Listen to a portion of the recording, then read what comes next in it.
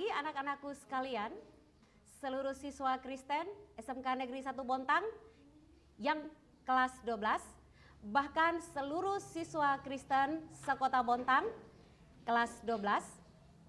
Hari ini kita jumpa lagi di dalam sistem pembelajaran juara aktif Global Optimis Media PKTV.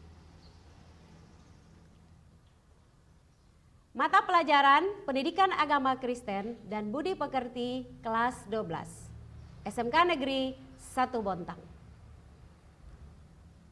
Anak-anakku sekalian, sebelum kita memulai pembelajaran hari ini, Ibu mau mengingatkan kepada kalian semua untuk tetap yang pertama, stay at home jikalau tidak ada keperluan yang sangat penting. Tetapi bila ada keperluan yang penting, maka wajib memakai masker.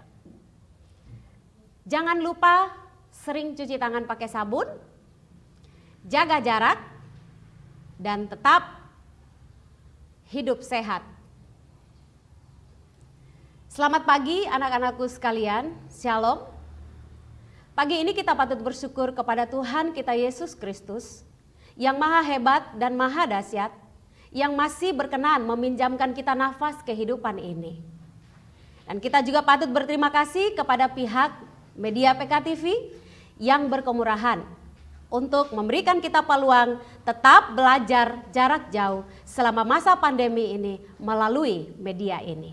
Kiranya Tuhan terus memberkati sehingga PKTV semakin jaya di udara. Amin.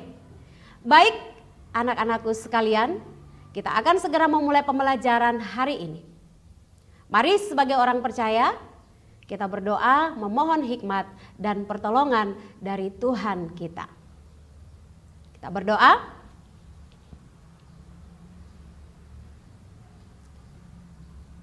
Tuhan Yesus, berkatilah pembelajaran kami hari ini, sehingga apa yang kami pelajari, kami dapat memahaminya dengan baik dan dapat kami aplikasikan dalam setiap langkah kehidupan kami. Amin. Anak-anakku sekalian, hari ini kita akan belajar tentang hak asasi manusia menurut perspektif Alkitab. Adapun kompetensi dasar yang akan kita capai. 1.1, menerima HAM sebagai anugerah Allah. 2.3, mengembangkan perilaku yang mencerminkan nilai-nilai HAM.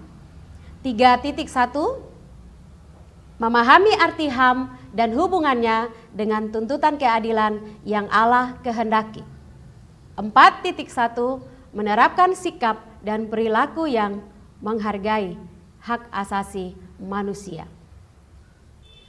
Adapun tujuan pembelajaran kita saat ini, yaitu peserta didik dapat menerima dan meyakini hak asasi manusia sebagai anugerah Allah, serta dapat menunjukkan perilaku yang mencerminkan nilai-nilai hak asasi manusia dalam kehidupan sehari-hari sebagai orang percaya.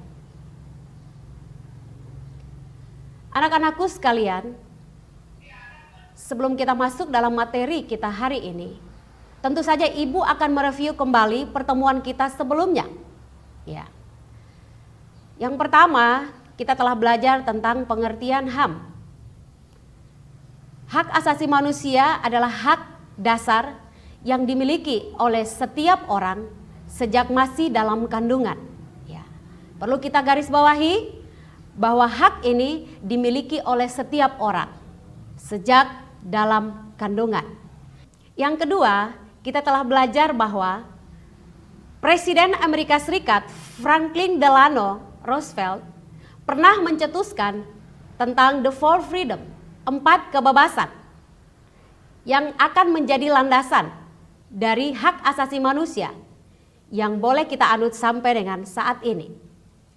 Baik anak-anakku sekalian, kita masuk dalam materi kita hari ini, hak asasi manusia menurut Alkitab. Yang pertama, dalam kitab Kejadian pasal 1 ayat 26 sampai 30, di situ menceritakan bahwa manusia memiliki hak mutlak sebagai ciptaan yang paling mulia Dan hak ini tidak bisa diganggu gugat oleh siapapun juga. Baik itu oleh orang tuanya, oleh pemerintah, bahkan oleh dirinya sendiri, selain sang pemilik kehidupan. Yang kedua, terdapat dalam kitab Keluaran pasal 20 ayat 3 sampai 17 tentang dasa titah atau 10 perintah Tuhan. Yang ketiga, Mazmur 133 itu berbicara tentang hidup yang rukun ketika semua orang hidup bersama di dalam saling menghargai, saling mengasihi, saling menghormati. Yang keempat, kitab Injil Matius pasal 22 ayat 37 sampai 40 menuliskan tentang hukum yang terutama dan yang paling utama, yaitu kasih. Tidak ada hukum yang lebih tinggi dari hukum ini, di mana hukum ini merupakan hukum yang terpenting bagi orang percaya atau orang Kristen, yaitu hubungan manusia dengan Allah tidak terlepas dari hubungan manusia dengan sesamanya. Demikian pula kaitannya dengan kasih, bahwa manusia tidak dapat mengasihi Allah yang tidak kelihatan tanpa dia mengasihi sesamanya manusia. Karena mengasihi manusia merupakan wujud kasih kita kepada Tuhan. Hukum kasih menjadi dasar bagi orang percaya dalam mewujudkan hak asasi manusia dan keadilan bagi sesama, tanpa memandang berbagai perbedaan yang ada. Orang percaya seharusnya tidak hanya menuntut supaya diperlakukan dengan adil, diakui hak-hak asasinya sebagai manusia, tetapi juga wajib memberlakukan hal yang sama kepada orang lain atau kepada sesamanya. Seperti yang dikatakan oleh Tuhan Yesus di dalam kitab Matius pasal 7 ayat 12. Segala sesuatu yang kamu kehendaki supaya orang perbuat kepadamu, perbuatlah demikian juga kepada mereka. Itulah isi seluruh hukum Taurat dan kitab para nabi. Anak-anakku sekalian, merampas dan menginjak-injak HAM berarti menghina dan melecehkan Sang Pencipta itu sendiri. Seperti yang dikatakan oleh Ignaz Kleiden, penghormatan kepada HAM dipandang dari sudut iman Kristiani dan teologi Kristen adalah sama saja dengan penghormatan kepada setiap orang sebagai perwujudan citra Allah atau gambar Allah itu sendiri. Pelecehan terhadap hak asasi manusia adalah pelecehan terhadap citra Tuhan, yaitu citra yang menurut kepercayaan Kristen terdapat dalam diri setiap orang. Baik, kita akan menyimpulkan pembelajaran kita hari ini. Yang pertama, Alkitab tidak menggunakan istilah hak asasi manusia atau HAM. Namun Alkitab mendukung bahwa hidup adalah pemberian Allah secara gratis kepada manusia. Dan Alkitab juga menuliskan bahwa manusia adalah makhluk yang paling mulia dan bermartabat, serta memiliki hak hidup yang sama, baik itu orang miskin, orang kaya, tua ataupun muda, bahkan laki-laki maupun perempuan. Terdapat dalam kitab Kejadian 1 ayat 26 sampai 27. Yang kedua, dalam kitab Amos 5 ayat 21 sampai 24, perwujudan HAM dan keadilan merupakan ibadah yang sejati di hadapan Allah. Jadi, perwujudan HAM dan keadilan bukan hanya sekedar tindakan mulia manusia, namun merupakan ibadah yang sejati di hadapan Tuhan kita. Ketika kita belajar untuk menerima dan memperlakukan semua orang dengan sebagaimana mestinya. Anak-anakku sekalian, dalam Markus pasal 12 ayat 31, di situ kita diajarkan untuk mengasihi sesama dengan tulus dan ikhlas. Ini juga terambil dari kitab Keluaran pasal 20 tentang 10 titah Allah, 10 perintah Allah. Perintah yang pertama sampai keempat itu berkenaan dengan hubungan kasih kita kepada Sang Pencipta kita. Yaitu yang pertama, perintah yang pertama. Jangan ada padamu Allah lain di hadapanku. Perintah yang kedua, jangan membuat bagimu patung yang menyerupai apapun juga untuk disembah. Yang ketiga, jangan menyebut nama Tuhan Allahmu dengan sembarangan. Yang keempat, ingatlah dan kuduskanlah hari Sabat. Itu berbicara tentang hubungan kita dengan Allah sebagai pencipta. Lalu perintah yang kelima sampai ke-10, ya. Perintah yang kelima, hormatilah ayah ibumu supaya lanjut umurmu di tanah yang disiapkan Tuhan Allahmu kepadamu. Yang keenam, jangan membunuh. Yang ketujuh, jangan berzinah. Yang kedelapan, jangan mencuri. Yang kesembilan, jangan mengucapkan saksi dusta tentang sesamamu. Dan yang ke-10, jangan mengingini milik atau kepunyaan sesamamu. Dari hukum yang ke-6 sampai ke-10 ini berbicara tentang bagaimana hubungan kasih kita dengan sesama kita. Ketika kita menaatinya dengan baik, saya percaya, maka kita akan bisa hidup berdampingan satu dengan yang lain tanpa saling menyakiti, tanpa melanggar hak asasi orang lain. Lalu dalam kitab Matius pasal 7 ayatnya yang ke-12 yang berbunyi demikian. Segala sesuatu yang kamu kehendaki supaya orang perbuat kepadamu, perbuatlah demikian juga kepada mereka. Itulah isi seluruh hukum Taurat dan kitab para nabi. Anak-anakku sekalian, dari kebenaran ini kita diajak atau dituntut untuk menjadi pembela, pejuang hak asasi manusia. Bukan hanya menjadi penonton saja. Bukan hanya menjadi orang-orang yang pasif saja. Bukan hanya menjadi orang yang aktif saja. Tetapi kita harus menjadi pejuang-pejuang HAM yang proaktif. Menjadi pionir dalam melakukan kebenaran dan keadilan. Baik, Ibu akan memutar sebuah video animasi yang akan berbicara tentang nilai-nilai HAM menurut iman Kristen.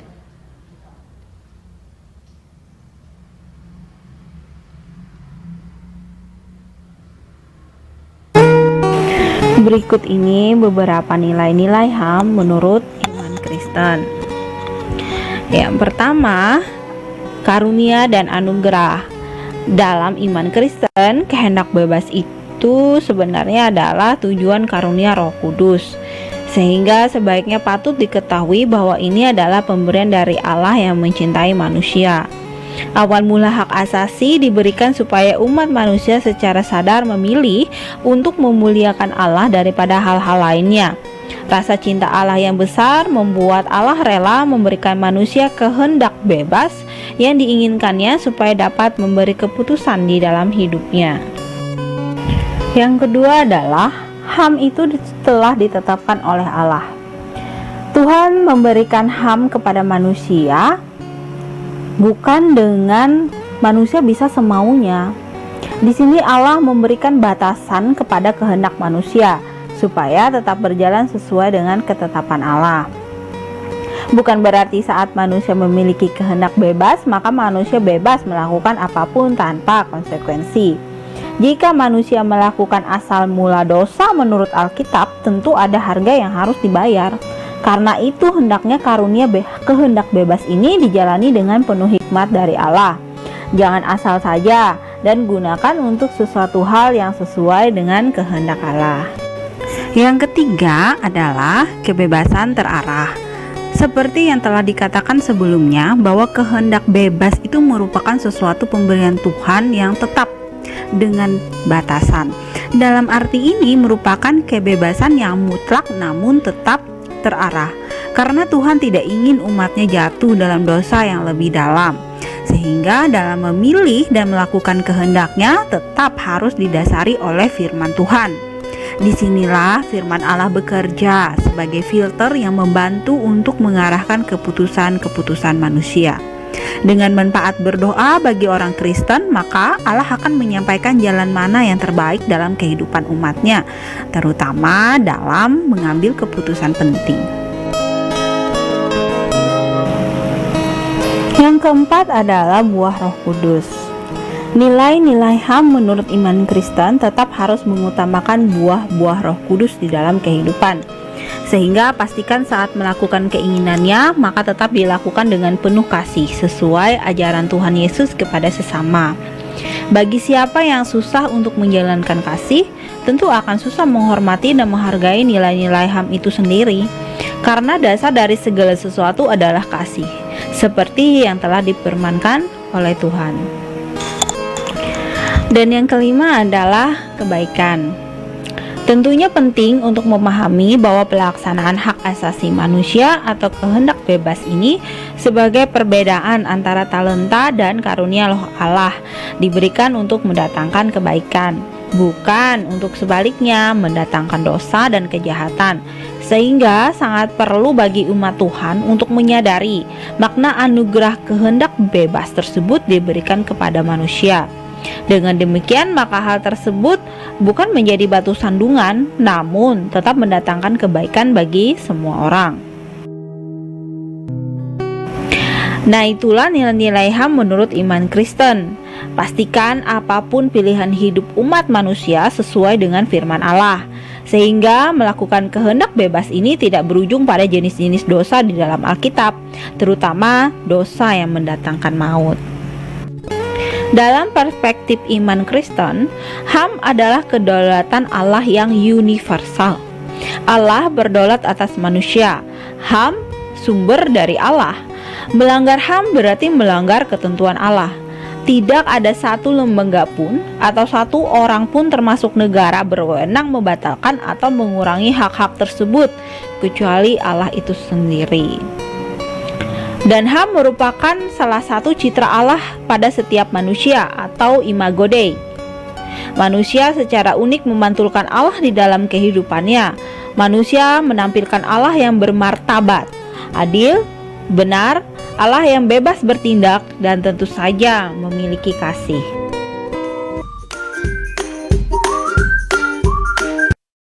Nah, anak-anakku, kalian telah menyaksikan video tersebut. Ibu harap kalian dapat memahami materi ini dengan lebih baik lagi. Sebelum kita mengakhiri pertemuan ini, Ibu akan memberi tugas kepada kalian untuk mencari kasus-kasus pelanggaran HAM yang sedang viral, lalu presentasikan apa tanggapan kalian terhadap kasus ini terkait dengan firman Tuhan. Jangan lupa kumpul minggu depan ya. Baik, kita akan mengakhiri pertemuan kita hari ini. Kita berdoa. Ya Tuhan, terima kasih buat kesempatan hari ini. Kami boleh belajar tentang hak asasi manusia menurut perspektif Alkitab. Kiranya kami diberi kemampuan untuk menjadi pribadi yang peduli dengan orang lain, sama seperti kami juga ingin diperlakukan dengan baik oleh orang lain. Kami bisa menjadi pionir dalam melakukan kebenaran dan keadilan di bumi persada ini. Amin.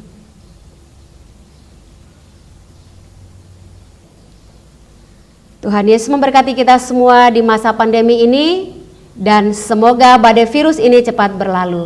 Haleluya. Shalom.